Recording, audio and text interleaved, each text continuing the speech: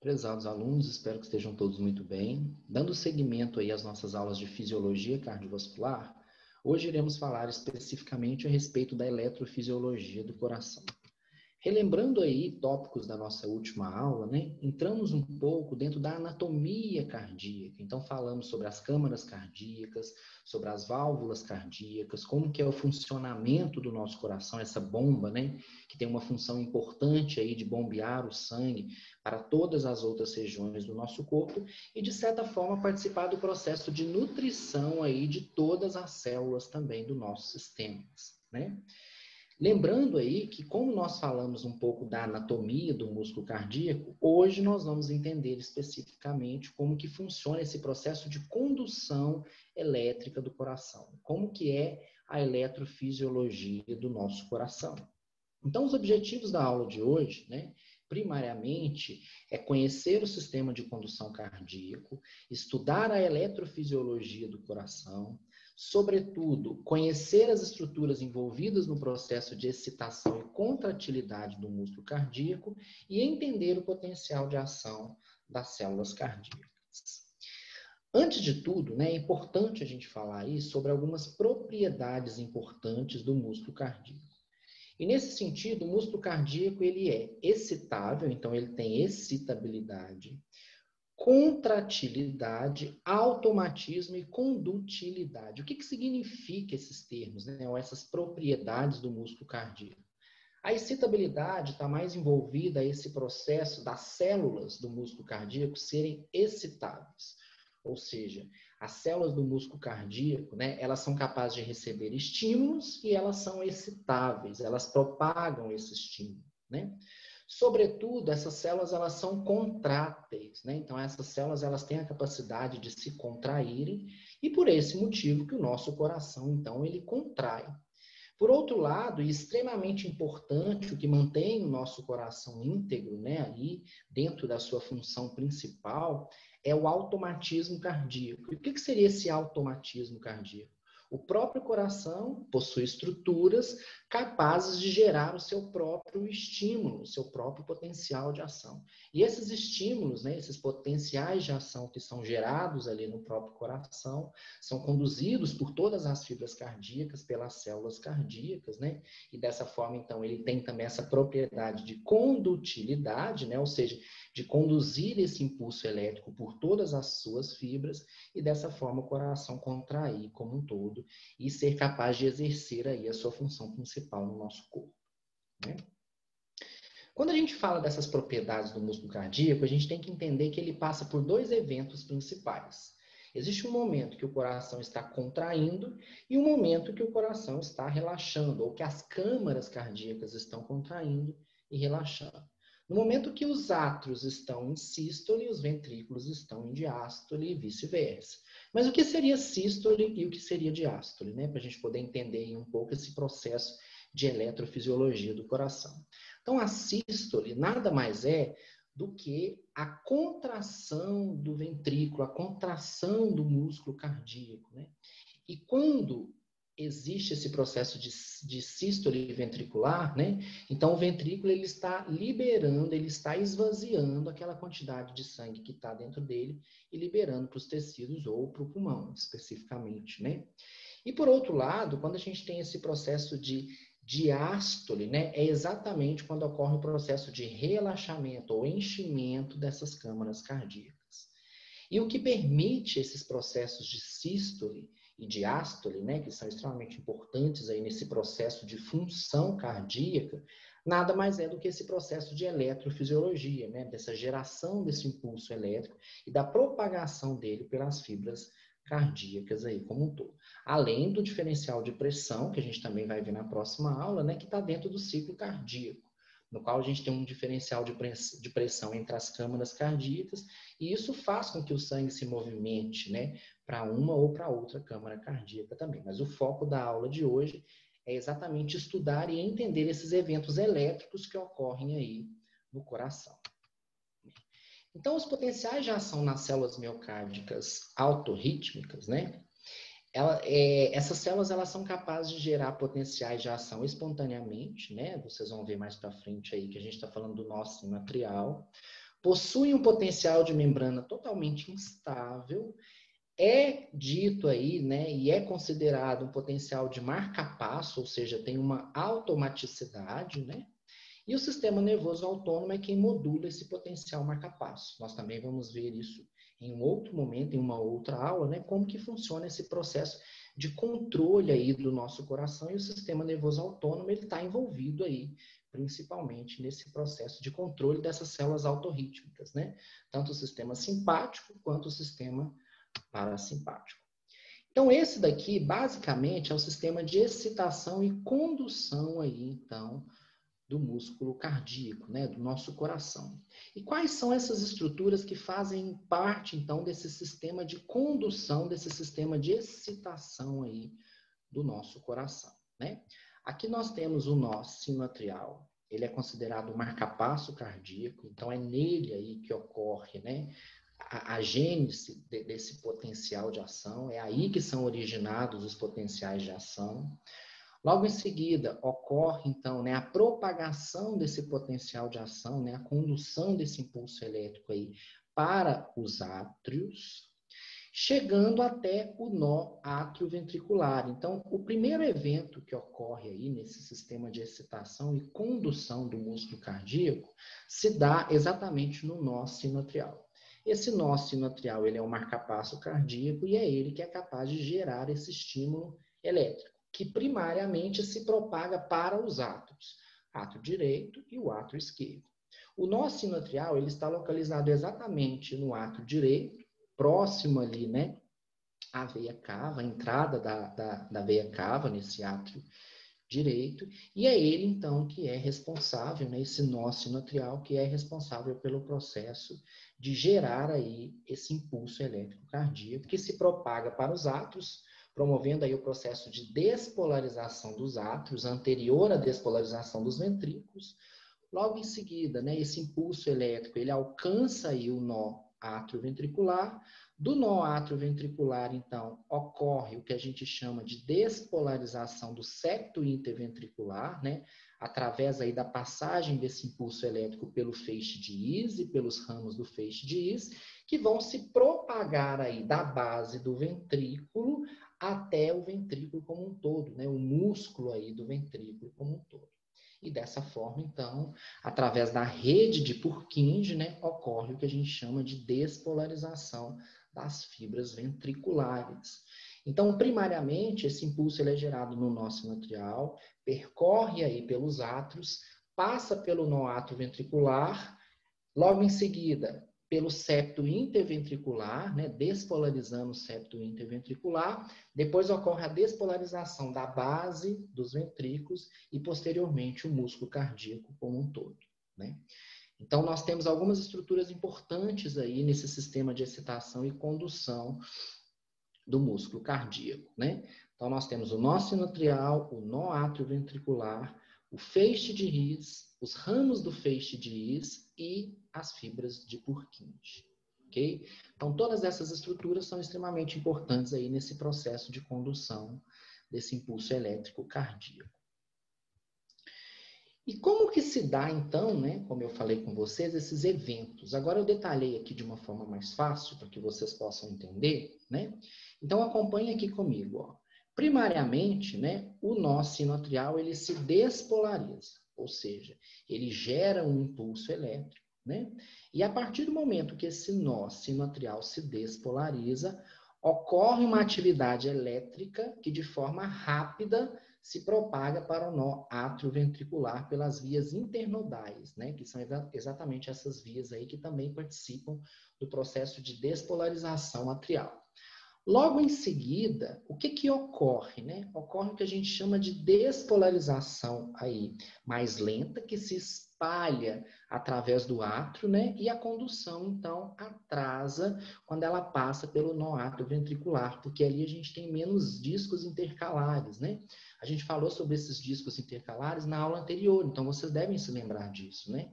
Então, como ali nós temos menos discos intercalares, esse processo de propagação do impulso elétrico nessas células, ele se dá de uma forma mais lenta, né?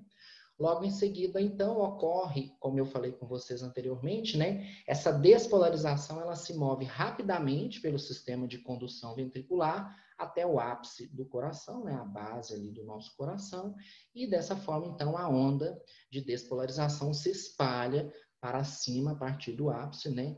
E dessa forma promovendo o processo de despolarização ventricular. Então, todos esses eventos aí culminam, então, com o processo de despolarização das fibras cardíacas, que se inicia com a despolarização do nó sinoatrial, despolarização atrial e, posteriormente, a despolarização ventricular. Ok? Então, essas células miocárdicas autorrítmicas, né, o nó sinoatrial, são células autoexcitáveis, que têm a capacidade de automaticidade, como eu já havia dito, né, são especializadas em gerar potenciais de ação de resposta lenta, que é o mais importante, né? 1% do músculo cardíaco é formado por essas células miocárdicas autorrítmicas e, sobretudo, conduzem o estímulo elétrico para as outras células contráteis aí do nosso coração.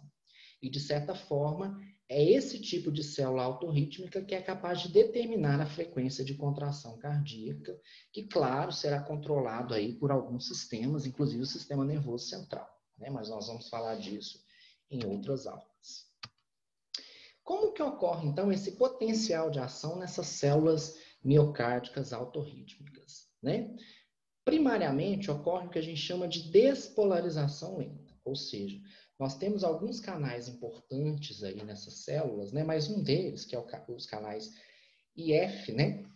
Esses canais IF, então, eles se abrem e permitem o influxo de sódio dentro dessa célula, que vai exceder o efluxo, ou a saída de potássio. E nós ainda temos a abertura de alguns canais de cálcio aí nesse evento. Mas os canais mais importantes são os canais IF, que permitem o influxo de cálcio. E dessa forma, né, o potencial marca-passo ele se torna gradualmente menos negativo até que ele alcança o limiar e dessa forma a gente tem o disparo de um potencial de ação que é de caráter tudo ou nada, né? Então, primariamente, a gente tem a abertura desses canais IF, entrada de sódio nessa célula, então a gente tem aí um disparo de um potencial de ação, né?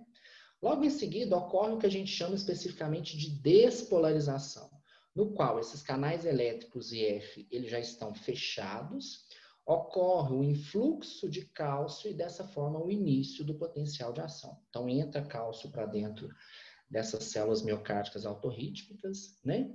E os movimentos dos íons durante o potencial de ação, né, é que geram exatamente esse potencial marca-passo aí dessa célula autorrítmica, né? E logo em seguida ocorre o que a gente chama de repolarização da membrana, que se dá com o efluxo de potássio, no qual os canais elétricos IF já estão novamente abertos para poder promover um outro potencial de ação em seguida, né? No entanto, não existem só essas células aí, né, que são autorrítmicas no nosso coração. Na verdade, elas compõem aí um cenário de 1% de todo o nosso coração. E o nosso coração ele será formado basicamente, então, por outras células, que são as células miocárdicas contráteis, né? Essas células, então, elas são especializadas na contração muscular, estão localizadas principalmente nos ventrículos, compõem aí 99% do músculo cardíaco. Lembrando, né, a gente também já viu isso anteriormente, que a contração muscular cardíaca ela é involuntária, contínua e forte, ou seja, a gente não precisa pensar para que ela ocorra, né? Existe um controle para que isso ocorra, inclusive existem essas células que a gente acabou de falar que são capazes de gerar esse estímulo elétrico, né? Apresentam potencial de ação de resposta rápida, ou seja, muitos canais de voltagem para cálcio do tipo L, né, sódio, potássio, muitas mitocôndrias que vão compor aí cerca de 1/3 do volume dessas células, e o potencial de ação se propaga entre essas células contráteis pelas junções comunicantes, pelas junções gap, né? E também, claro, esse processo de contração é dependente do cálcio, né? Do retículo sarcoplasmático e também do cálcio extracelular, né? Como que ocorre, então, o potencial de ação dessas células excitáveis aí do músculo cardíaco, né? Ele pode, então, ser entendido como uma variação rápida e transitória do potencial de repouso de uma célula frente a um estímulo adequado que vai vir por esse sistema de condução cardíaco que a gente acabou de falar, né? Então, primariamente, né, ocorre aqui o que a gente chama de um estímulo, esse estímulo é gerado, e logo em seguida a gente passa por essa fase zero, né, no qual a gente tem, então, a abertura dos canais de sódio. Então, os canais de sódio se abrem, ocorre o que a gente chama de despolarização, ou seja, a gente tem um grande influxo de sódio para dentro dessa célula, ocorre o processo de despolarização, né? Logo em seguida, a gente passa para a fase 1, no qual a gente tem os canais de sódio se fechando. Após o fechamento desses canais de sódio, a gente passa para a fase 2, no qual os canais de cálcio estão se abrindo e os canais de potássio se fecham rapidamente. Mas por que que eu tenho esse platô de sustentação aqui, né, de cálcio? Por que que eu preciso formar esse platô de sustentação da contração do miocárdio, que é muito diferente, por exemplo, do potencial de ação de um neurônio, né? Inclusive do potencial de ação da própria célula excitável cardíaca, né, que não tem esse platô de cálcio. Esse platô de cálcio aqui, ele se dá exclusivamente porque esse tipo de célula precisa do cálcio para se contrair. Então, para que o evento ocorra, para que a função dessa célula ocorra, eu preciso dessa quantidade de cálcio grande e por isso eu tenho aí esse platô de cálcio. Logo em seguida, a gente entra na fase 3, no qual os canais de cálcio se fecham e os canais de potássio se abrem bem lentamente, né? E dessa forma a gente tem o processo de repolarização dessa célula, né? E logo em seguida o potencial de repouso propriamente dito, até que um outro estímulo chegue a essa célula cardíaca, né? Lembrando aí que existe uma diferença muito grande entre o potencial de ação muscular e o potencial de ação do miocárdio. O potencial do miocárdio, ele é muito mais demorado quando comparado ao potencial de ação muscular, né? Aqui então, né, eu estou mostrando para vocês aí qual que é o potencial de ação de um ventrículo, o potencial de ação do nó sinoatrial e o potencial de ação do átrio, né? É importante aqui a gente identificar alguns tipos de diferenças nesses potenciais de ação. Então, aqui, por exemplo, ó, vamos primeiro no potencial de ação do nó sinoatrial. Como eu falei com vocês, ele depende de alguns canais importantes. Primeiro, os canais IF, que permitem esse processo de despolarização lenta, né, com a entrada de sódio. E nesse tipo de potencial de ação aí, a gente não tem o platô de cálcio, porque, na verdade, esse tipo de célula, ela só é autoexcitável, ela precisa gerar o estímulo, né? Por outro lado, quando a gente compara ao átrio, né, que tem uma contração muito menos vigorosa quando comparado ao ventrículo, por exemplo, existe aqui o evento 2, né, no qual a gente também tem um platô de cálcio, mas é um platô de cálcio menos sustentado, porque a contração do átrio ela é menos vigorosa, ela é menos forte quando comparada à contração do ventrículo, por exemplo, no qual a gente observa aqui um platô de cálcio sustentado e grande, né? De maneira, então, que a contração desse ventrículo seja bem mais forte, bem mais vigorosa, quando comparada aí às outras células do coração, especificamente, tá? Então, existem diferenças entre os potenciais de ação e excitabilidade nas células cardíacas, né? Uma diferença entre o nó sinoatrial, diferença entre as células do átrio e diferença também entre as células do ventrículo, até pelo fato da função e da força de contração desses sistemas especificamente, tá? E a propagação do impulso elétrico, então, nas fibras cardíacas, como eu falei com vocês, ela se dá inicialmente, né, lá no nó sinoatrial, onde ela é gerada, passa, então, pelos átrios, promove o processo de despolarização atrial, chegando até o nó atrioventricular. No nó atrioventricular se propaga aí pela rede pelo feixe de His, né? Pelas fibras do feixe de His e depois pela rede de Purkinje aí, promovendo o processo de despolarização ventricular como um todo, ok? Aqui, né? Como que se dá esse processo de propagação, como eu já falei com vocês, e a diferença entre os potenciais de ação aí do impulso elétrico das fibras cardíacas, né? Então, aqui especificamente eu estou mostrando, ó, como que é o potencial de ação do nó sinoatrial. Como eu falei com vocês, não tem o platô de cálcio, ele não é sustentado, né? Esse tipo de célula, ela é autorrítmica, então é ela que vai gerar o impulso elétrico cardíaco. Logo em seguida, aqui o músculo atrial, ele já tem aqui uma diferença em relação ao nó sinoatrial, porque ele tem um pequeno platô de cálcio, até porque o átrio ele se contrai, não tão vigoroso como o ventrículo, não tão forte quanto o ventrículo, mas ele também se contrai. O nó atrioventricular tem um potencial de ação muito próximo ao nó sinoatrial. E logo em seguida aqui eu estou mostrando para vocês já essa parte ventricular, como que ela é completamente diferente, né? Ou seja, a contração ventricular ela é muito mais forte, então ela depende de vários outros eventos e outras fases, que culminam aí principalmente com o processo de despolarização, um platô sustentado de cálcio, que vai permitir o processo de contração forte e vigorosa do ventrículo, seguido aí de um processo de despolarização propriamente dito. Né? E esses eventos culminam com o assunto da nossa próxima aula, que vai ser o eletrocardiograma cardíaco, né? No qual a gente vai falar sobre as ondas P, o complexo QRS, a onda T, né? E a onda P, né? Só que falando um pouquinho já sobre o que a gente vai estudar mais adiante, né? Essa onda P, ela caracteriza o processo de despolarização atrial, ó. Olha aqui, ó. Então, quando está ocorrendo o processo de despolarização atrial, é o que a gente chama de onda P, lá no eletrocardiograma, né? Por outro lado, nós temos o complexo QRS, que vai representar aí exatamente o processo de despolarização ventricular, ou seja, a sístole ventricular, o processo de contração ventricular, e por outro lado, o processo de repolarização ventricular, vai ser, então, caracterizado, né, demonstrado pela onda T. Mas aonde que está o processo de repolarização atrial, né? Que não é observado aqui no eletrocardiograma.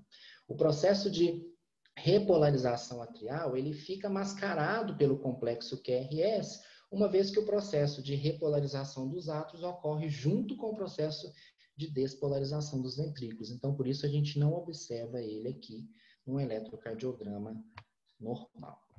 Ok?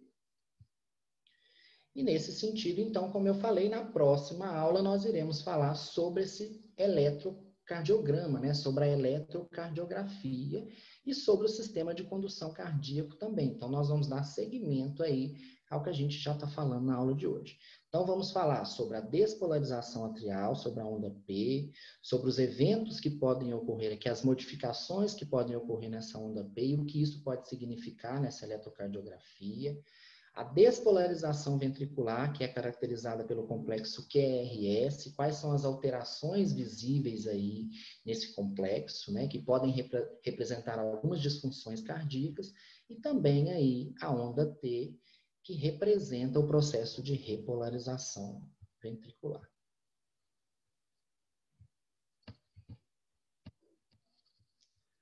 Certo? E dessa forma, então, a gente finaliza a nossa aula de hoje. Espero que vocês tenham gostado.